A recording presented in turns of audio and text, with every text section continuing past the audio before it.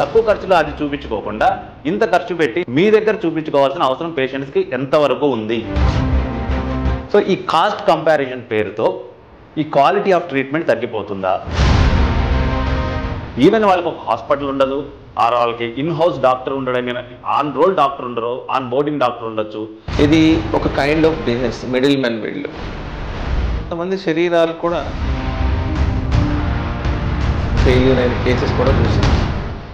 అప్పుడప్పుడు న్యూస్లో చూస్తాం, అక్కడ చాలా మందికి ఇన్ఫెక్షన్ వచ్చింది, కళ్ళు పోయినాయి అని. యాంటీ గ్లేర్ గ్లాసెస్ ఏం చేస్తాయి, దాంతో వచ్చే ప్రాబ్లమ్స్ ఏంటి? మళ్ళీ దాని ట్రీట్మెంట్ కూడా చాలా కష్టం. కావాలని టార్గెట్స్ కోసం సర్జరీ చేశారా?